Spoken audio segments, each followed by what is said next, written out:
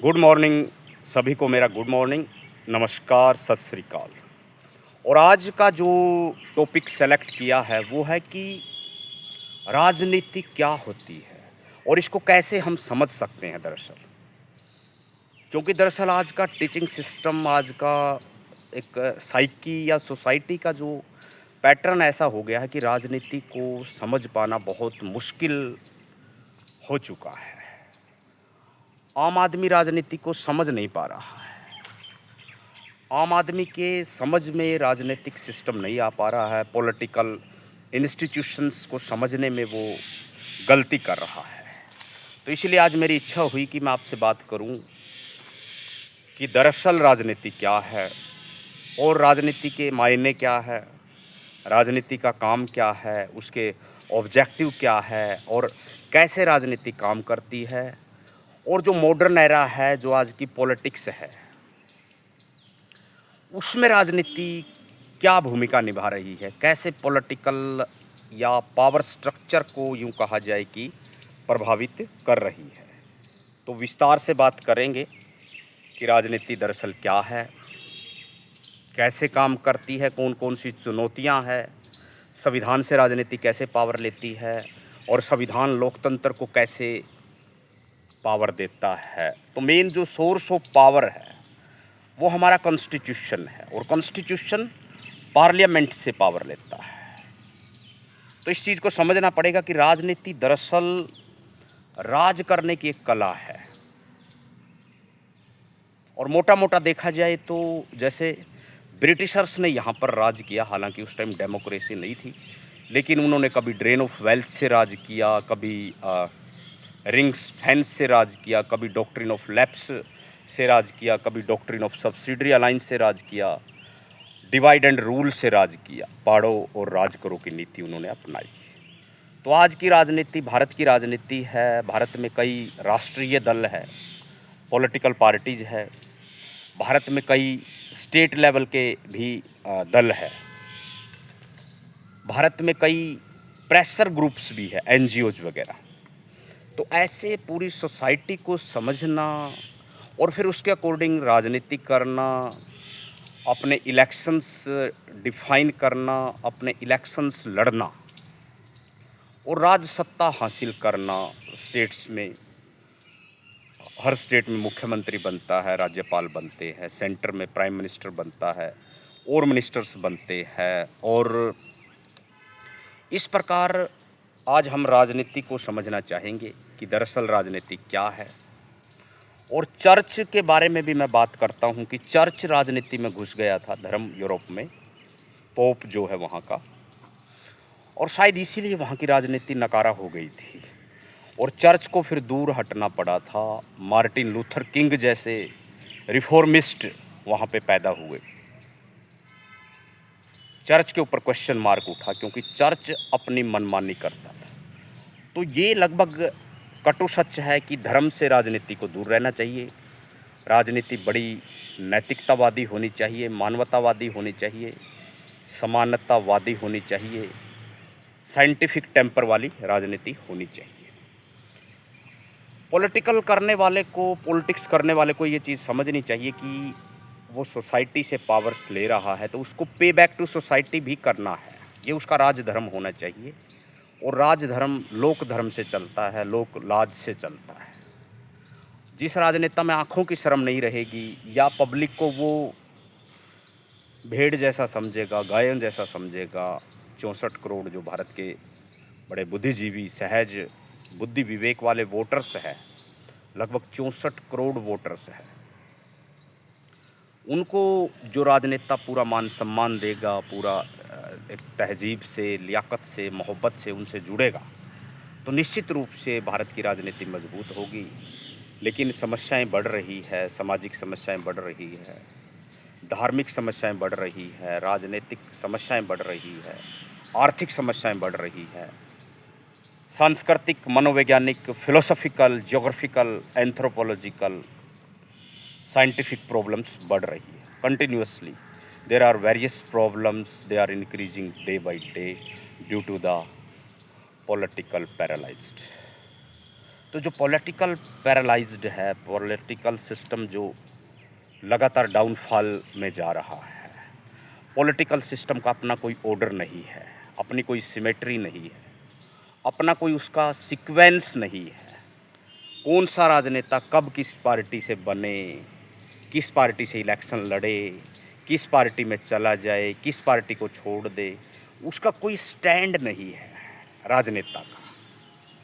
आजकल मिनटों लगते हैं, दिन हफ्ते में वो अपनी पूरे का पूरा उसकी थ्योरेटिकल उसकी लाइफ बदल जाती है, उसके विचार बदल जाते हैं। कल बीजेपी की बात करता, आज कांग्रेस की, कल आम आदमी पार्टी की, तो परसों पता लगे कि वो समाजवादी पार्टी में शामिल हो गया, बहुजन समाज पार्टी में शामिल हो गया।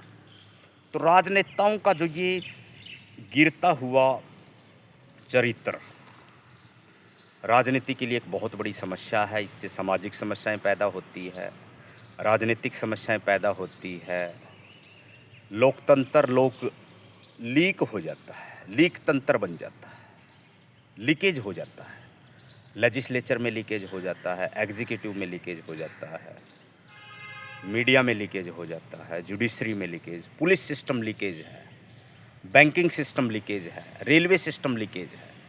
तो ये क्वेश्चन मार्क जो उठ रहे हैं, ये राजनीति के कारण उठ रहे हैं।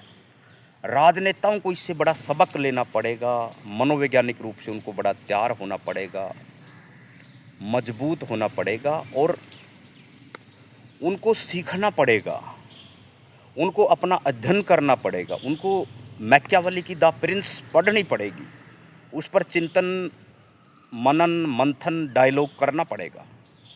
उनको सोक्रेट्स, अरिस्टोटल, प्लेटो, कांट को पढ़ना पड़ेगा, रूसो की सोशल कॉन्ट्रैक्ट उनको पढ़नी पड़ेगी, विलियम शेक्सपियर की द मर्चेंट ऑफ वेनिस उनको पढ़नी पड़ेगी, कार्ल मार्क्स की दास कैपिटल पढ़नी पड़ेगी, नेहरू की द डिस्कवरी ऑफ इंडिया उनको पढ़नी पड़ेगी, नेहरू की glimpses of the world history उनको पढ़नी पड़ेगी, अंबेडकर का द एनिहिलेशन ऑफ कास्ट उनको पढ़ना पड़ेगा, हूवर सुद्राज उनको पढ़ना पड़ेगा, प्रॉब्लम ऑफ रूपीज़ उनको पढ़ना पड़ेगा। तो उनको अध्ययन करना पड़ेगा, मंथन करना पड़ेगा, अपनी वैचारिकी को बड़े लेवल पर लेकर जाना पड़ेगा, अपनी वैचारिकी जो उनका आइडियोलॉजिकल एक कमिटमेंट है उसको बड़े लेवल पर लेकर जाना पड़ेगा। उनको डोलना नहीं पड़ेगा, उनको इस बात का विश्वास दिलाना पड़ेगा वोटर्स को कि हम आपको पे बैक करेंगे, तभी राजनीति में सुचिता आएगी। अदरवाइज़ तो राजनीति की जो तहजीब है, जो लियाकत है, जो राजनीति के असल जज्बात होते हैं, जो राजनीति का अपना एक ऑर्डर होता है, जो सीक्वेंस होता है, जो सिमेट्री होती है, वो लगातार जो राजनीति की कमजोरी बन जाएगी। तो राजनीति की जो मोडस ऑपरेंडी है उसको समझना पड़ेगा, राजनेता को राजधर्म निभाना पड़ेगा। ये राजनीति का मूल मंत्र होता है और जब तक आपको मूल मंत्र समझ में नहीं आ रहा तो आपको पॉलिटिक्स में नहीं आना चाहिए, क्योंकि पॉलिटिक्स बहुत खतरनाक भी साबित होती है। कहते हैं ना, आपको सांप के बिल में हाथ नहीं देना चाहिए अगर आप सांप को मारने वाला मंत्र नहीं जानते। तो ये तो राजनीति सांप का बिल है। कहता हूँ कि आपको सांप के बिल में हाथ नहीं देना चाहिए अगर आप सांप को कंट्रोल करने वाला मंत्र नहीं जानते। आपको अगर एरोप्लेन चलाना नहीं आता तो उसके स्टीयरिंग पर नहीं बैठना चाहिए। कहते हैं ना, little knowledge is very dangerous. वो आपको रेडिकल बना देती है, चरमपंथी बना देती है। हालांकि ये सच है कि राजनीति अनपढ़ को जल्दी समझ में आती है, पढ़े लिखे को बहुत लेट आती राजनीति समझ में, और अनपढ़ को समझाना आसान होता है बजाय पढ़े लिखे को समझाना। अनपढ़ व्यक्ति जल्दी स्किल सीख जाता है, अनपढ़ व्यक्ति जल्दी पहचान कर लेता है कि मैंने ये टूल्स यहाँ पे यूज करने हैं। पढ़े लिखे व्यक्ति के दिमाग में, उसके दिल में, उसके पूरे के पूरी सबकॉन्शियस मैन्युफैक्चरिंग में बहुत सी unnecessary thinking patterns add on होते हैं, तो उस चीज़ को समझना बड़ा मुश्किल होता है।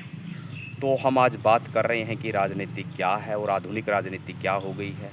राजनीति के बारे में मैंने बताया कि ये चीज़ बड़ी, आप एक तरह से गांठ बांध लो कि राजनीति इंस्टीट्यूशन से चलती है, अगर हमारे इंस्टीट्यूशन स्ट्रोंग होंगे तो राजनीति में शुचिता आएगी।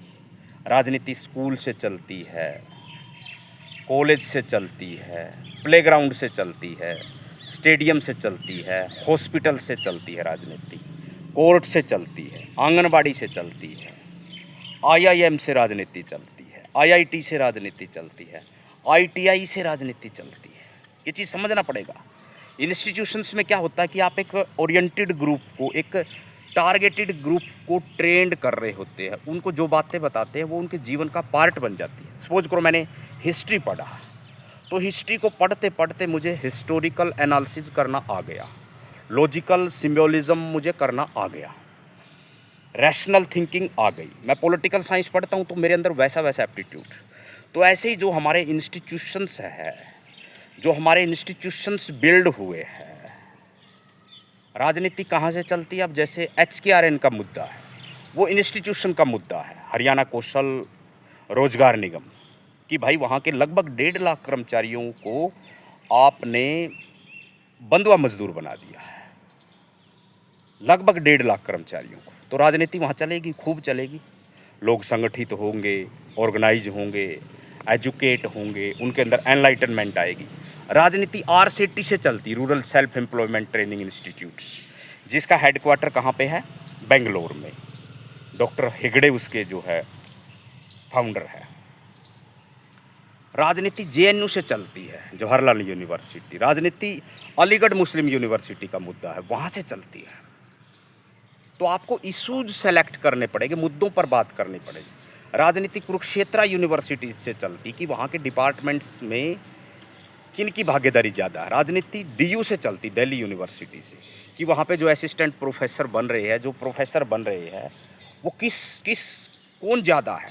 वो कुर्मी ज़्यादा है कि लोध ज़्यादा है कि कोरी ज़्यादा है कि वहाँ पे जाटव ज़्यादा है कि ब्राह्मण ज़्यादा है कि छत्री ज़्यादा है कि कबीला समाज ज़्यादा है कि मीणा ज़्यादा है कि, या घुमंतू समाज को कुछ रिप्रेजेंटेटिव मिल रहा है कि नहीं, या घुमंतू समाज से कोई 5-10 प्रोफेसर बने हैं कि नहीं, कोई 1-2 VC बना है कि नहीं, कोई 10-20 उनके IAS बने हैं कि नहीं। तो राजनीति इंस्टीट्यूशंस को एनालाइज करने से, इंस्टीट्यूशंस को समझने से चलती है कि जिनकी जितनी संख्या है उनको भागीदारी मिल पा रही है कि नहीं, राजनेता अपना राजधर्म निभा पा रहे हैं कि नहीं, वो लेजिस्लेचर को समझ पा रहे हैं कि नहीं, एग्जीक्यूटिव को समझ पा रहे हैं कि नहीं, जुडिशरी को समझ पा रहे हैं कि नहीं, कॉरपोरेट सेक्टर को समझ पा रहे हैं कि नहीं, मीडिया को समझ पा रहे हैं कि नहीं, या वो मेहुल चोकसी पैदा कर रहे हैं, मुखिया पैदा कर रहे हैं, विजय माल्या पैदा कर रहे हैं, ललित मोदी पैदा कर रहे हैं। तो प्रधानमंत्री ने दिमागी नक्सल शब्द बोल दिया उनके लिए, जो इंस्टीट्यूशंस पे बात करते हैं, जो तार्किक बात करते हैं, जो विरोध करते हैं। भाई सिस्टम का विरोध करना पीसफुली कोई गलत नहीं है, तो उनको आप दिमागी नक्सल कैसे कह सकते हैं कि हमने नक्सल को ख़त्म कर दिया? लेकिन दिमागी नक्सलों को पहचानना पड़ेगा। अब एक कितनी खतरनाक मनोवैज्ञानिक बात रही है। हालांकि मोदी साहब इसमें मार खा गए, मार ये खा गए कि मोदी जो है हमारे देश के प्रधानमंत्री है, श्री नरेंद्र दामोदर दास मोदी, लेकिन उन्होंने दिमागी नक्सल की कोई डेफिनेशन नहीं दी। अब उस पर लगातार दिन रात 24 घंटे डिबेट चल रही है। बड़े बड़े पॉलिटिकल एनालिटिस्ट वहाँ पे बुलाए जाते हैं, बड़े बड़े प्रोफेसर्स बुलाए जाते हैं कि दिमागी नक्सल क्या है। एक ऐसा सिगोफा छोड़ा कि जंतर मंतर का आंदोलन 0 हो गया, CJP का विरोध होने लग गया। हालांकि CJP स्कूल सुधार की मूवमेंट जो है वो डेफिनेटली काबिल तारीफ है। हमें स्कूल सुधारने पड़ेंगे, हॉस्पिटल सुधारने पड़ेंगे, थाने हमें सुधारने पड़ेंगे, जेलों को सुधारना पड़ेगा, आंगनबाड़ी को सुधारना पड़ेगा, PDS सिस्टम को सुधारना पड़ेगा, IIM को सुधारना पड़ेगा, IIT को सुधारना पड़ेगा, गुरुकुल्स को भी सुधारना पड़ेगा। मकतब में भी हम जाएंगे, मदरसों में भी जाए CJP के लोग, ऐसा नहीं कि वो मदरसों में नहीं जाए, जाकर देखें मदरसों में भी। वहाँ तो आप पहली क्लास से लेकर MA PhD तक की डिग्री एक ही क्लास में दे दी जाती है मदरसों में, मकतब में। तो मेरा ये मानना है कि पॉलिटिकल सिस्टम को समझना बहुत एक तरह से यूँ कहा जाए कि बड़ा एक माइक्रो लेवल की स्टडी है ये। और पॉलिटिकल सिस्टम एक बार आपको समझ में आ जाता, फिर धीरे धीरे आपका मनोविज्ञान वैसा वैसा तैयार हो जाता है, क्योंकि ये पूरी की पूरी एक ट्रेनिंग ऑफ माइंड है, पूरी की पूरी ट्रेनिंग ऑफ माइंड है। अब इसमें जैसे किसी दार्शनिक ने कहा था कि प्रशिक्षित को भी प्रशिक्षण की आवश्यकता होती है, तो वो सब राजनेताओं के लिए लागू होती है जो अपने आप को बड़ा तुर्रमखां समझते हैं। राजनेता अपने आप में कहते कि बड़ी उनके अंदर लीडरशिप क्वालिटी, लेकिन उनको समझना है, चीज़ को उनको पहचानना है। इंस्टीट्यूशन बिल्ड हुए हैं, कांग्रेस के राज में हुए हो, बीजेपी के राज में हुए हो, या जहाँ जहाँ स्टेट गवर्नमेंट्स, क्योंकि भारत में दो तरह का पॉलिटिकल सेटअप है। मेन राष्ट्रीय दल है यहाँ पर, और राज्य के भी क्षेत्रीय दल है। तो क्षेत्रीय दलों की भूमिका लगभग लगभग ख़त्म हो चुकी है, क्योंकि क्षेत्रीय दल जो है, जो रीजनल दल है, वहाँ पे भाई भतीजावाद। आप मुलायम का परिवार देखो, आप शरद पवार का परिवार देखो, आप बादलों का परिवार देखो, आप चौटालों का परिवार देखो। मैं किसी को क्लीन चिट नहीं दे रहा, लेकिन वहाँ पे परिवारवाद हावी है। वन मैन आर्मी होती है, वन मैन कमांडर होता है, परिवार का भाई भतीजावाद इतना। और उन्होंने क्या किया, इंस्टीट्यूशंस को कंट्रोल किया। जो क्षेत्रीय दल, उन्होंने क्या किया, इंस्टीट्यूशंस को। भाई यूनिवर्सिटी में प्रोफेसर रखवाने, अपने रखवाने, कॉलेज में प्रोफेसर रखवाने, अपने रखवाने हैं, हॉस्पिटल में प्रोफेसर रखवाने, अपने रखवाने हैं, मनरेगा का कोई सुपरवाइजर बनाना, अपना बनाना है, डीसी रेट पे कोई भर्ती हो रहा, अपने भर्ती करने हैं। क्षेत्रीय दल आया राम गया राम, उनका अब लगभग लगभग ख़त्म हो चुका। तो क्षेत्रीय दल अगर विजनरी ना बने, ऐसा नहीं कि मैं उनको बहुत ब्लेम कर रहा हूँ, मेरा व्यक्तिगत कोई यहाँ पे मेरी दिलचस्पी नहीं है कि मैं किसी पे बात करूँ, लेकिन चूँकि विषय ऐसा है, राजनीति को समझना है, राजनीति को पहचानना है, तो क्षेत्रीय दलों की भूमिका ख़त्म है। राष्ट्रीय दल, जो राष्ट्रीय लेवल की सोच रखता हो, जो राजनीति को समझता हो, वो कोई नया दल भी हो सकता है,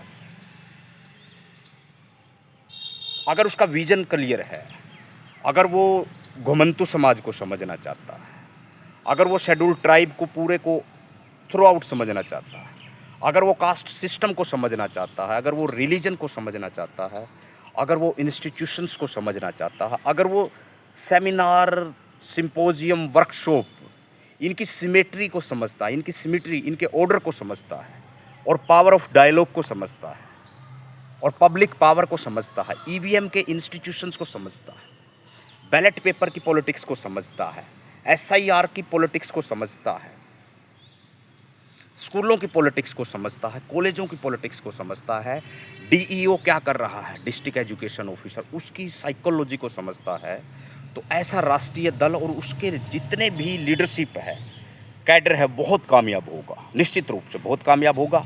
लेकिन उसको ग्राउंड पे काम करना पड़ेगा, डेली उसको ऑनलाइन ऑफलाइन लोगों के बीच में आना पड़ेगा, अपनी बात कहनी पड़ेगी, अपनी पहचान बनानी पड़ेगी, क्योंकि जो मेन क्वेश्चन है वो आइडियाज ऑफ आइडेंटिटी है। आइडेंटिटी क्राइसिस बहुत है भारत में। आप कब पॉपुलर हो जाएं और कब आपका बोरिया बिस्तर बंद जाए, कुछ पता नहीं लगता। बड़े बड़े पॉलिटिशियन यहाँ पे जय श्री राम हो जाते हैं। अब देखिए धर्मेंद्र प्रधान का हाल, स्मृति ईरानी का हाल देखिए आप, कंगना रनावत का हाल देखिए, इवन लाल कृष्ण आडवाणी, वाजपेयी, इन सब का हाल आप देखिए। बड़े बड़े जो क्षेत्रीय दल के बड़े बड़े झंडाबदार होते थे, जो परिवारवाद की राजनीति करते थे, जो संविधान को मानते ही नहीं थे, उनका खात्मा हो गया है। जो कभी चवन्नी अठन्नी की बात करते थे, आज वो रुपया नहीं हुए बल्कि वो और ख़त्म हो गए।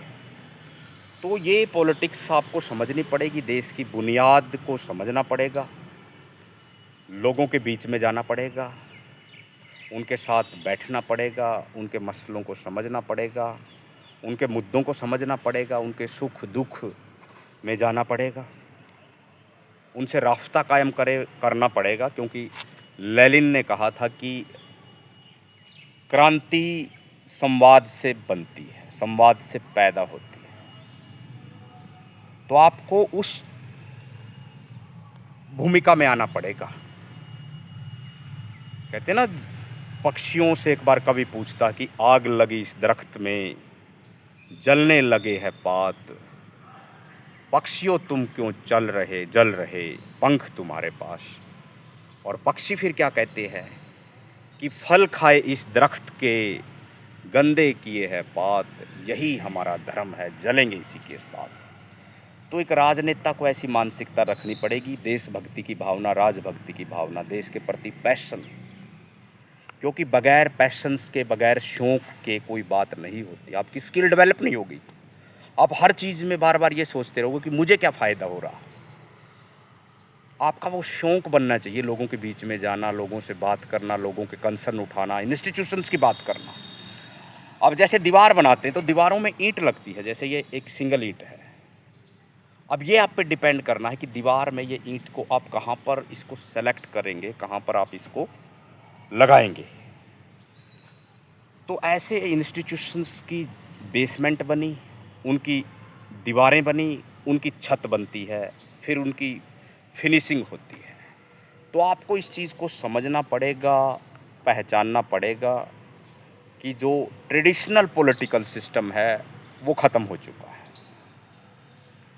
आपको वोट बूथ पर भी काम करना पड़ेगा, आपको ईवीएम पर भी काम करना पड़ेगा, आपको जुडिशरी पर भी क्वेश्चन उठाने पड़ेंगे, एग्जीक्यूटिव पर भी क्वेश्चन उठाने पड़ेंगे, लेजिस्लेचर पर भी क्वेश्चन उठाने पड़ेंगे। आपको स्कूलों में भी जाके भ्रमण करना पड़ेगा, कॉलेजों में भी जाना पड़ेगा। अब पिकनिक जाने का नहीं टाइम है। कई पॉलिटिशियन विदेशों में पिकनिक मनाने जाते हैं, विदेश यात्राएं करते हैं कि भारत को समझें।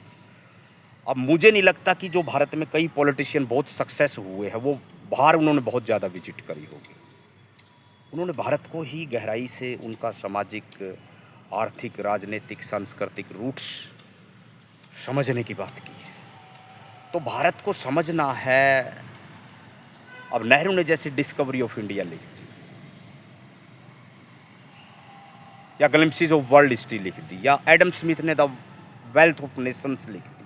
उन किताबों से आपको आइडिया जा सकते, लेकिन अगर राजनीति को समझना है, राजनीति को पहचानना है, राजनीति के मनोविज्ञान पर, वोटरों के मनोविज्ञान को समझने की कोशिश करनी है, तो उसके लिए आपको बुनियादी तौर पर उसी देश में, उसी देश के सोशल फैब्रिक में जाना पड़ेगा।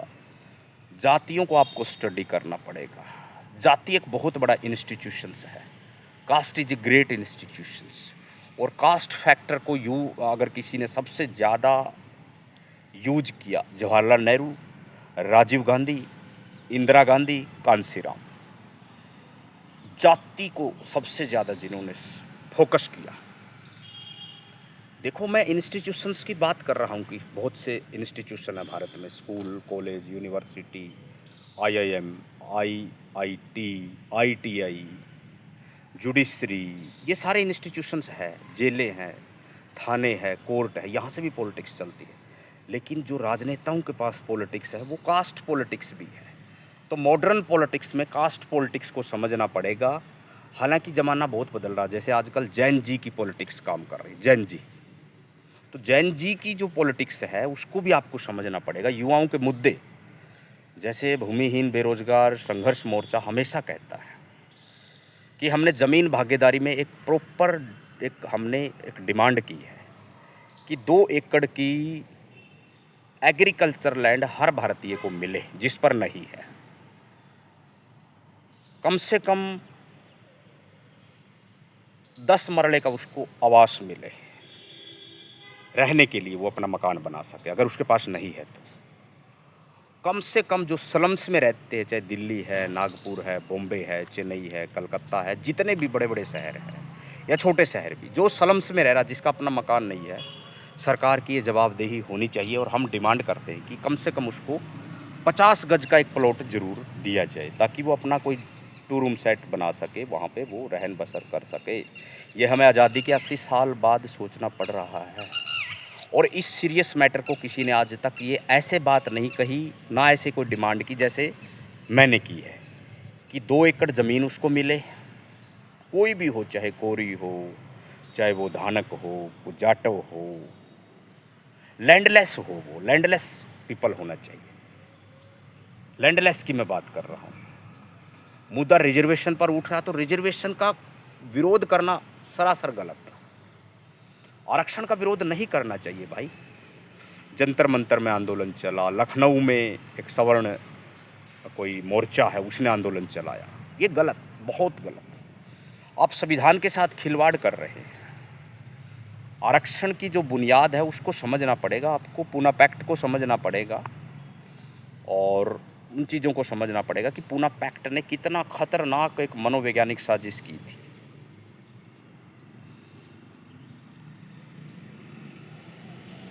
सो आज का जो मुद्दा था वो था कि पॉलिटिक्स क्या है, राजनीति क्या है और आधुनिक राजनीति में किन किन चीज़ों का हमें ध्यान रखना चाहिए, कैसे हमारी राजनीति सफल हो सकती है। आजकल बड़े बड़े मंत्र दे रहे हैं, बड़े बड़े तंत्र दे रहे हैं, नए नए राजनीतिक विश्लेषक आ रहे हैं। वो कह रहे कि हम आपको एमएलए एमपी का इलेक्शन ही जिता देंगे, हम एंटी इनकम्बेंसी ला देंगे उस एरिया में जहाँ पे आप इलेक्शन लड़ना चाहते हैं।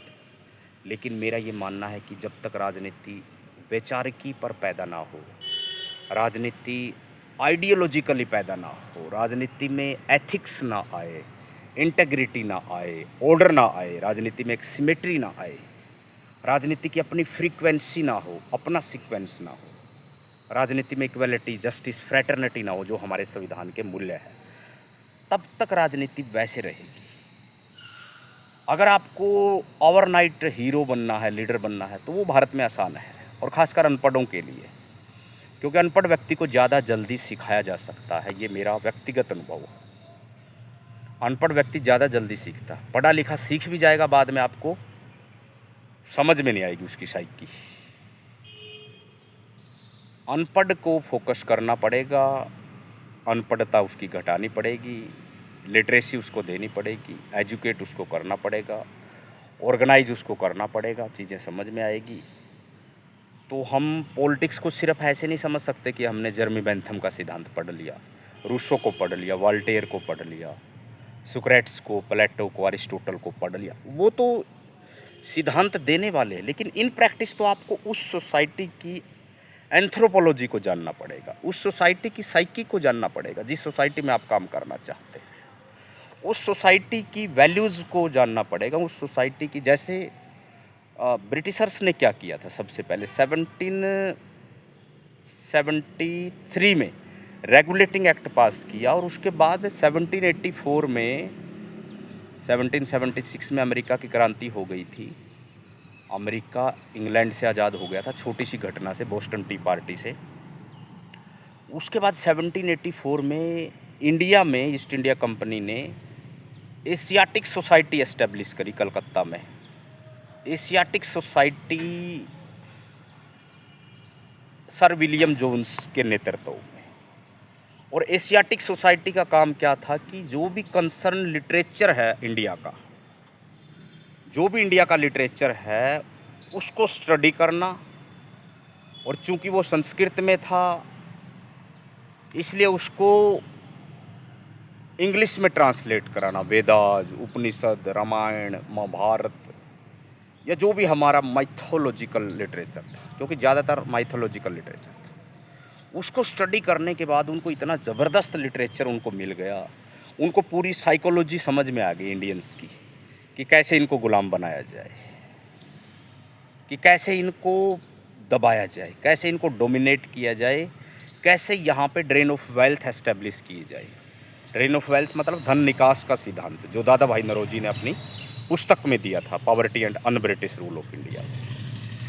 तो इस प्रकार मेरा ये मानना है कि जो दादा भाई नौरोजी है उसने जो सिद्धांत दिया, दादा भाई नौरोजी को grand old man of India, Bharat का दादा कहा गया। इकोनॉमिक्स की अच्छी समझ थी उनको, दादा भाई नौरोजी को, और कांग्रेस के प्रधान भी बने थे दादा भाई नौरोजी। स्वराज शब्द के बारे में भी उनकी काफ़ी काम है उनका। तो बंगाल एक बहुत फर्टाइल लैंड रहा है भारत की, वहीं पे ब्रिटिशर्स ने फोकस किया था। तो मैं बहुत ज़्यादा वक्त ना लेते हुए सिर्फ इतना ही कहना चाहूँगा कि अगर पॉलिटिकल सिस्टम को समझना जैसे ब्रिटिशर्स ने समझा, तो किसी भी सोसाइटी के वहाँ के इंस्टीट्यूशंस को समझना पड़ेगा। आपको देखना पड़ेगा कि जिस जगह से आप इलेक्शन लड़ रहे हैं वहाँ पे कितनी आईटीआई है, कितनी वहाँ पे आरसेटी है, कितनी आंगनबाड़ी है, कितने स्कूल है, कितने कॉलेज है, कितनी यूनिवर्सिटीज़ है, कितने थाने हैं, कितने कोर्ट है, कितनी कचहरी है, ठीक है? या मनरेगा के मज़दूर कितने हैं, कॉन्ट्रैक्चुअल पटवारी कितने हैं, उन पे काम करना पड़ेगा 1 टू 1। अगर आप किसी एमएलए का इलेक्शन लड़ना चाहते हैं तो आपको कम से कम 10,000, ज़्यादा नहीं मैं कह रहा, 10,000 कॉन्टैक्ट नंबर आपके फैमिलियर में होने चाहिए। उनसे डेली आपको राब्ता बातचीत करनी है, एक अपनी एक सोशल नेटवर्किंग उनके साथ करनी है। तो राजनीति को हम बहुत बारीकी से देख रहे हैं, समझा रहे हैं कि राजनीति आपको कैसे करनी है, राजनीति को कैसे समझना है, राजनीति को कैसे पहचानना है। राजनीति जो है समाज का आईना होती है। Political is the mirror of society. तो राजनीति को समझने में आपको गलती नहीं करनी है, पहले राजनीति को समझना है।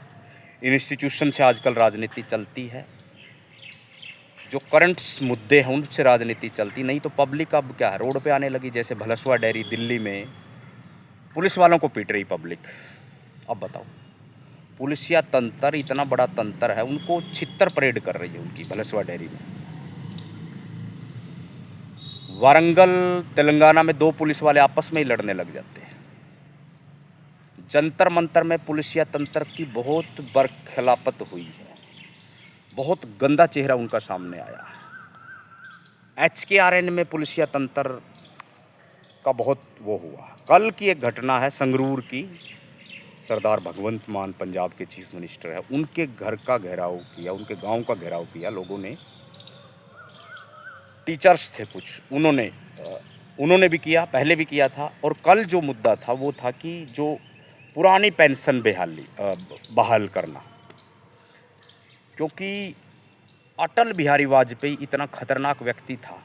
अटल बिहारी वाजपेयी कहने को आप उसकी कितने ही, उसके अंदर अच्छाइयाँ रही हैं निश्चित रूप से, कविताएं अच्छी करता था, बोलने का स्टाइल अच्छा था, लेकिन अटल बिहारी वाजपेयी ने रिटायरमेंट पेंशन बंद की थी।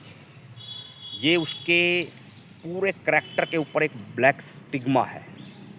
पेंशन का एक राइट्स होता था जो हमें लगभग आज़ादी से ही मिला हुआ था, कि जो भी रिटायर हुआ है उसको पेंशन की व्यवस्था होगी। क्योंकि 60 के बाद जो व्यक्ति होता है, जिस व्यक्ति ने सारी ज़िंदगी कमाया हो सर्विस सेक्टर या किसी भी सेक्टर में, जिसने देना ही देना सीखा हो, उससे बड़ा मुश्किल हो जाता कि वो अपने बच्चों से, बेटा बेटी से पैसे मांगे कि मुझे खर्चा चाहिए। तो उस व्यवस्था को दुरुस्त करने के लिए, बुजुर्गों के मान सम्मान के लिए रिटायरमेंट पेंशन स्कीम होती थी, वो अटल बिहारी वाजपेयी ने बंद की। अब अटल बिहारी वाजपेयी बड़े एक प्रसिद्ध प्रधानमंत्री रहे भारत के, जिन्होंने कारगिल वाला मुद्दा बहुत, ठीक है, पोखरण परीक्षण हुआ था जिनके कार्यकाल में, तो उन्होंने रिटायरमेंट पेंशन जो है बंद की है। तो इस चीज़ पर हमें समझना पड़ेगा कि वो कितने खतरनाक, कितने रेडिकल थे।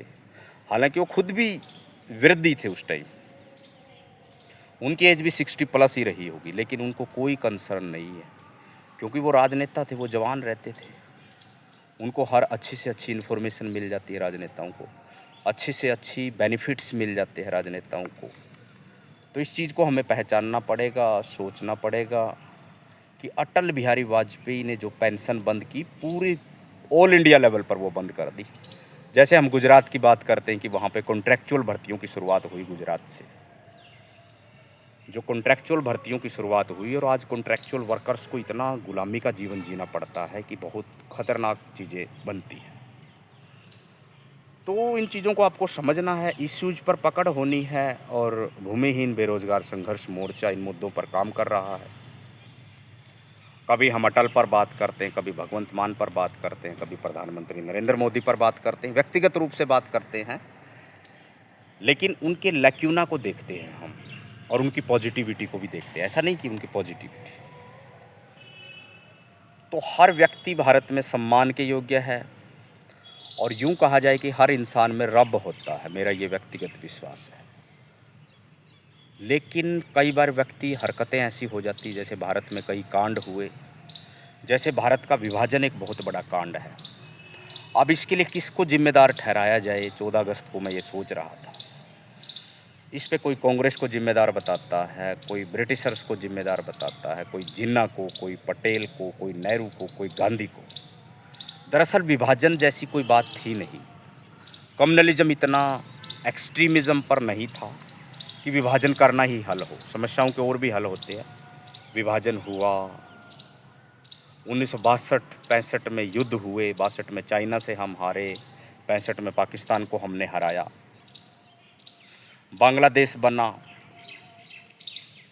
भारत में हरित क्रांति आई, 1984 के दंगे हुए, सज्जन सिंह की डेथ हुई अभी, उसका बहुत बड़ा इसमें 1984 के दंगों में नाम आता है और उनकी जेल भी हो गई थी। हालांकि कुछ लोग उसको मसीहा बता रहे सज्जन सिंह को, ये भी गलत है। सज्जन सिंह को रोल मॉडल मान रहे हैं कुछ दीपेंद्र हुड्डा जैसे लोग, तो बड़ी नकारात्मक बात है। क्योंकि व्यक्तियों पर चर्चा होती है राजनीति में, लेकिन हमारी मेन चर्चा राजनीति में मुद्दों पर होती है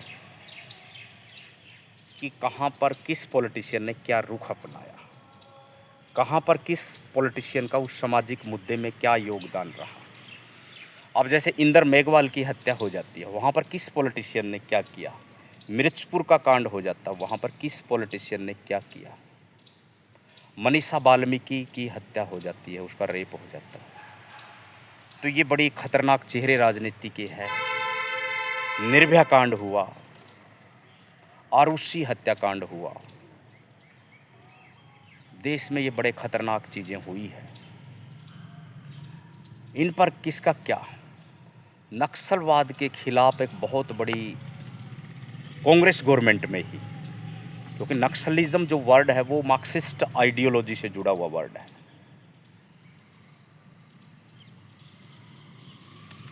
नक्सल पर बहुत बात होती है आजकल, दिमागी नक्सल, अर्बन नक्सल,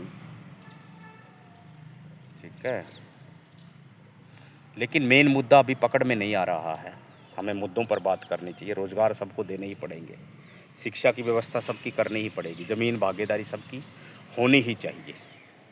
नहीं होती है तो ये बहुत बड़ा एक लैक्यूना है किसी भी गवर्नमेंट का, क्योंकि भारत का जो लोकतंत्र है उसके 4 पिलर है। लेजिस्लेचर है, एग्जीक्यूटिव है, जुडिशरी है, मीडिया है।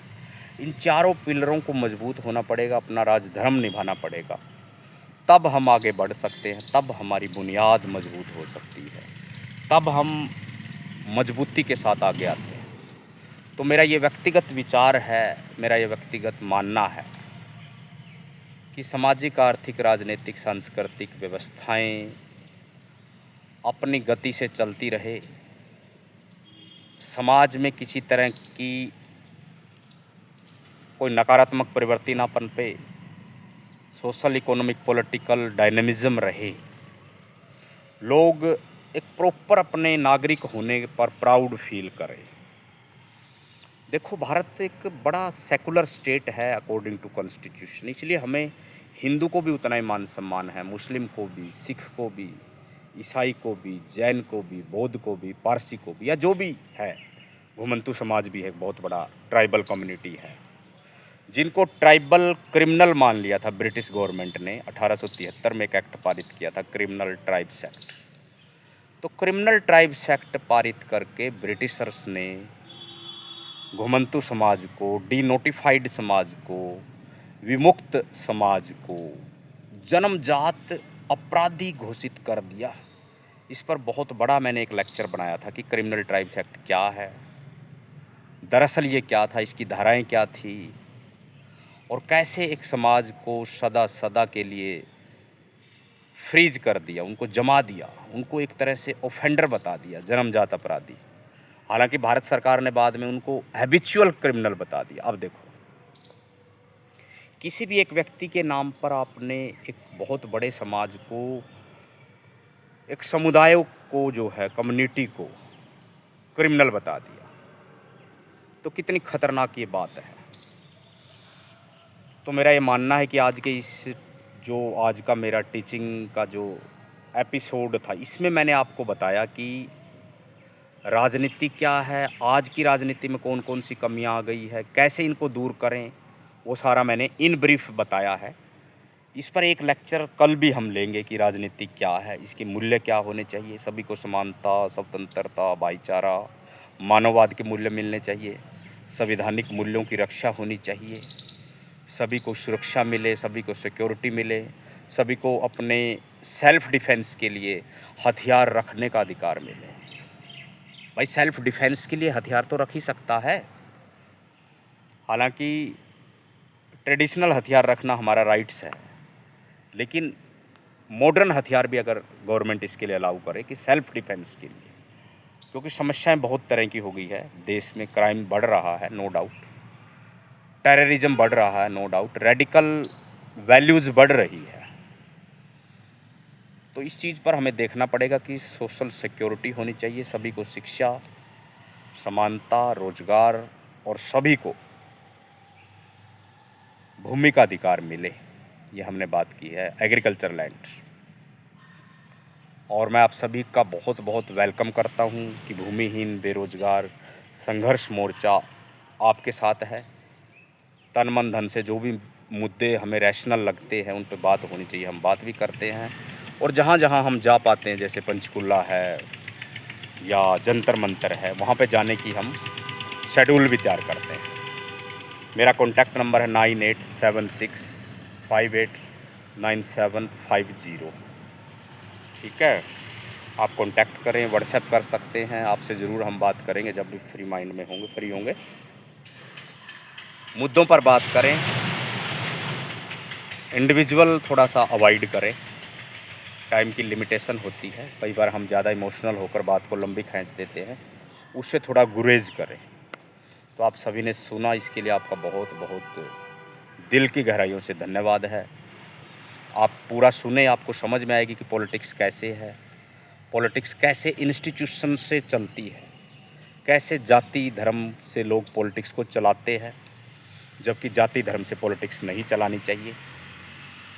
जाति से आप सर्वश्रेष्ठ नहीं बनते, आपके एक्शन से आप सर्वश्रेष्ठ बनते हैं। धर्म से आप सर्वश्रेष्ठ नहीं बनते, आपके जो आइडियाज़ है, आपके जो वैचारिकी है, उससे आप बुलंद बनते हैं। तो जाति धर्म के से ऊपर उठना पड़ेगा, मुद्दों की राजनीति करनी पड़ेगी, शिक्षा, रोजगार, ज़मीन की राजनीति करनी पड़ेगी, इंस्टीट्यूशंस को बचाना पड़ेगा, इंस्टीट्यूशंस में जाना पड़ेगा। इंस्टीट्यूशंस में जाना गलत नहीं है, जैसे सीजेपी के लोग जा रहे, जयपुर में गए या हरियाणा में एंट्री की उन्होंने, तो निश्चित रूप से वो जा सकते हैं, वो भारत के बड़े भावी सिटीजन है, भारत के सम्मानजनक नागरिक है, उनका पूरा मान सम्मान होना चाहिए। तो जो भी व्यक्ति देश को बदलना चाहते हैं, देश में बुनियाद स्थापित करना चाहते हैं, इंस्टीट्यूशंस को बिल्ड करना चाहते हैं, वो हमसे ज़रूर संपर्क करें। हम पूरी पॉजिटिव मनोभावना के साथ उनके साथ काम करेंगे और उनके साथ जुड़ेंगे, उनको अपने साथ जोड़ेंगे। ऐसी शुभकामनाओं के साथ मैं आप सबसे रजा चाहूँगा। सभी को जय हिंद, जय जवान, जय किसान, जय विज्ञान। धन्यवाद साथियों, धन्यवाद। Thank you very much.